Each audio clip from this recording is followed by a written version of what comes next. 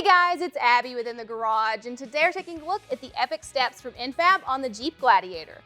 If you're looking for a hook step that has a little more modern or edgy design, then these steps might just be for you. These have a 15-inch wide surface step, and they're 4 inches deep, which makes it easier to get in and out of the vehicle safer. These steps have vehicle-specific brackets, which makes for an easy, no-drill install. We rate this a 3 out of 10, and it'll take you about an hour to complete it. One thing to note with this installation is it's much easier to do with an extra set of hands.